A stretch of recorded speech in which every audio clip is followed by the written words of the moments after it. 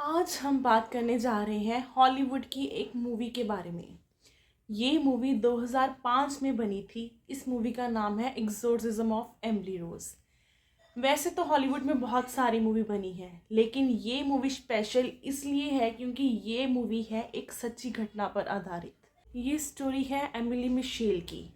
ये लड़की का जन्म हुआ है 1952 में वेस्ट जर्मनी में। जब ये 16 साल की हुई तो एक दिन ये स्कूल में बेहोश हो गई। इसके दोस्त बताते हैं कि जब ये बेहोश हुई थी, ये 2-3 मिनट के लिए एक ऐसी सिचुएशन में पहुंच गई जिसको हम कहते हैं ट्रांस लाइक स्टेट में पहुंच गई। उसी शाम जब वो घर आके रात को सोने जाती है तो वो बताती है कि सोते समय उसकी अचानक से आँख खुलती है और उसको फील होता है उसकी बॉडी बहुत हैवी हो चुकी है और वो देखती है कि उसने बाथरूम बेड के ऊपर ही कर दिया। हफ्ते और महीने बीत जाते हैं और एमिली के साथ कुछ भी नहीं होता। पूरे 1 साल के बाद 1969 में उसके साथ फिर वही चीज़ होती है और उसके पेरेंट्स को लगता है कि उसको एक बार डॉक्टर को दिखा देना चाहिए। लेकिन डॉक्टर को उसकी बॉडी में कुछ भी ऐसा नज़र नहीं आता जिसकी वजह से उसको मेडिसिन दी जाए। फिर पूरे 1 साल बाद 1970 में उसकी बॉडी में ट्यूबरक्लोसिस हो जाता है उसको, जिसकी वजह से उसको उसके पेरेंट्स डॉक्टर के पास लेके जाते हैं और उसको हॉस्पिटल में रखा जाता है। इस बार जब इसको हॉस्पिटल में रखा गया तो एमिली ने बताया उसको बहुत ही अलग अलग कलर नज़र आते हैं और बहुत ही आवाज़ें सुनाई देती हैं। डॉक्टर ने जब जांच की तो डॉक्टर ने बताया कि इसको टेम्पोरल लोब एपिलेप्सिस है। वैसे तो ये बहुत बड़ी बीमारी नहीं है। पूरी दुनिया में 50 मिलियन ऐसे लोग हैं जो इस बीमारी से जूझ रहे हैं, लेकिन एमिली की बात थोड़ी अलग थी। फिर कुछ दिन बीत जाने के बाद एमिली को अलग अलग चीज़ें होने लगी, जैसे कि उसको ऐसे ऐसे लोग दिखाई देते थे जो कि असल में थे ही नहीं। ऐसी ऐसी आवाज़ें सुनाई देने लगी जो कि किसी और को सुनाई नहीं देती थी, जिसकी वजह से वो धीरे धीरे डिप्रेशन में जाने लग गई थी। कैथोलिक क्रिश्चियन लोग अक्सर जब प्रेयर करते हैं तो वो अपने घुटनों पर बैठते हैं, लेकिन एक अखबार ने बताया कि एमिली ये चीज़ दिन में 600 बार करने लग गई और उसके घुटने उसको जवाब दे रहे थे, लेकिन वो ऐसा करती रही। फिर एक बार वो एक दिन टेबल के नीचे जाके छुप गई और पूरे 2 दिन तक वो कुत्तों की आवाज़ निकालती रही। एक बार इसने कोयले को खा लिया, एक बार इसने एक पूरी चिड़िया को खा लिया और एक बार तो इसने पूरी मकड़ी को ही खा लिया। एमिलीज के पेरेंट्स को कुछ भी समझ नहीं आ रहा था कि ये क्या हो रहा है। डॉक्टर से पूछा तो डॉक्टर की तरफ से कोई जवाब नहीं मिला, इसलिए उसके पेरेंट्स उसको एक बिशप के पास लेके गए। बिशप ने बोला कि हम इसके ऊपर एक्सोर्सिज्म करेंगे। एक्सोर्सिज्म का मतलब होता है किसी की बॉडी में से किसी और आत्मा को निकालना। इंडिया में ऐसी चीज़ों को झाड़ा करवाना कुछ ऐसे कहते हैं। ऐसा कहा गया कि एमिली के अंदर 6 शैतान छिपे थे। ऐसा कहा जाता है कि जब एमिली के ऊपर एक्सोर्सिज्म किया जा रहा था तो एक एक करके उसकी बॉडी में से ये जो 6 शैतान ने उन्होंने बोलना स्टार्ट किया। कोई एक सिंगल केस नहीं है। एक बार अमेरिका के एक होटल में एक लड़का बेहोश पाया गया। जब उसको होश आया तो उसने अचानक से स्वीडन भाषा को बोलना स्टार्ट कर दिया। जब उसको चेक किया गया, उसकी सारी हिस्ट्री निकाली गई तो पता चला कि वो तो कभी स्वीडन गया ही नहीं। मिशेल कैसे 6 लोगों की आवाज़ निकालने लगी?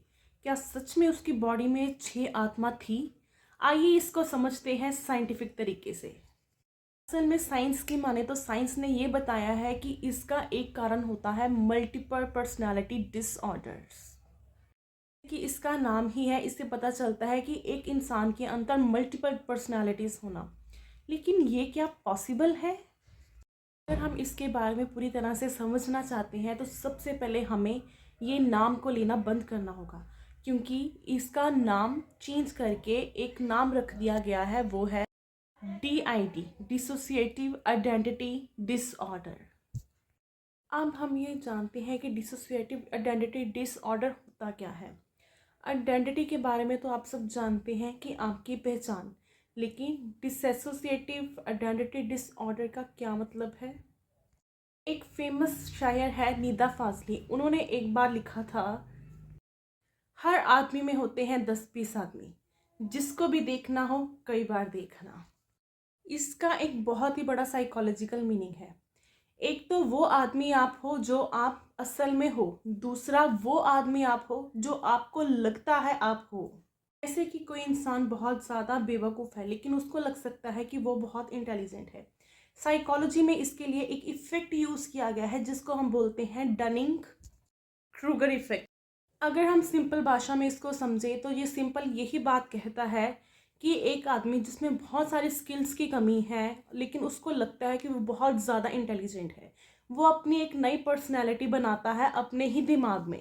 ऐसे ही डिसएसोसिएटिव आइडेंटिटी डिसऑर्डर के बहुत सारे एस्पेक्ट हैं। जैसे किसी को लग सकता है कि वो बहुत ज़्यादा अच्छे दिल का है लेकिन असल में वो अच्छे दिल का नहीं होता, या इसका उल्टा भी आप कर सकते हैं। ऐसे बहुत सारे एस्पेक्ट हैं जो इस चीज़ को क्लियर करते हैं। जैसे कि एक इंसान सबसे पहले अपने बारे में समझता है जो वो है, दूसरा वो जो अपने दिमाग में वो सोच के रखता है कि मैं ऐसा हूँ, तीसरा वो जो वो बनना चाहता है। एक ही इंसान में अलग अलग पर्सनैलिटी डिवेल्प हो जाती है। जैसे कि कोई आदमी बाहर से बहुत खुश नज़र आता है लेकिन असल में हो सकता है वो अंदर से बहुत अकेला और दुखी हो सकता है बाहर से इंसान बहुत ज़्यादा धार्मिक हो लेकिन अंदर ही अंदर वो किसी भी भगवान को ना मानने वाला हो। कई बार क्या होता है, हमारा जो दिमाग होता है ये सारी पर्सनैलिटी के बीच में कंफ्यूज हो जाता है और वो हमारी अलग अलग पर्सनैलिटीज़ को लेकर बाहर आता है। अलग अलग पर्सनैलिटी को अल्टर्स कहा जाता है। एक इंसान के 2 अल्टर्स हो सकते हैं, 3 हो सकते हैं, 5 हो सकते हैं, इवन कि 20 अल्टर्स भी हो सकते हैं। एक केस है किम नोबल का जिसकी 100 अलग अलग पर्सनैलिटीज़ हैं और 100 की 100 पर्सनैलिटी के अलग अलग नेम हैं। नॉर्मली भी ये चीज़ कहीं देखी गई है कि कुछ ऐसे लोग होते हैं जब वो अपने दोस्तों के साथ समय बिताते हैं तो उनका बिहेवियर और बॉडी लैंग्वेज अलग होती है एज़ कम्पेयर टू जब वो अपने पेरेंट्स के साथ समय बिताते हैं, तब उनकी बॉडी लैंग्वेज और बिहेवियर अलग होता है। एक ऐसा इंसान जो इस प्रॉब्लम से सफ़र कर रहा है असल में उसको खुद नहीं पता होता कि उसको ये प्रॉब्लम है। कई बार इनकी आइडेंटिटी ऐसे स्विच कर जाती है कि ये पिछली बातें भूल के नई रूप में आ जाते हैं। को समझ नहीं आता कि वो कुछ घंटे पहले कहाँ पे थे जब उनकी दूसरी पर्सनालिटी थी। वो अपना पिछला सारा भूल के एक नए में आ जाते हैं।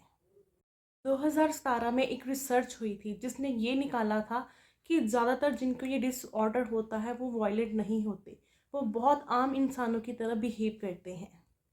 एक बॉलीवुड की मूवी आई थी कार्तिक कॉलिंग कार्तिक, उसमें ये डीआईडी पेशेंट के बारे में ये फिल्म थी, पर इसमें इन पेशेंट को बहुत ही अच्छे तरीके से दिखाया गया था। इस वीडियो को देखने के बाद मुझे उम्मीद है कि आप इस बीमारी के बारे में बहुत अच्छे से समझ के होंगे। आप ये समझ के होंगे कि मेंटल इलनेस के खिलाफ हमें स्टिग्मा नहीं क्रिएट करना है, उनको बहुत अच्छे से बिहेव करके उनको ठीक करने की कोशिश करनी है।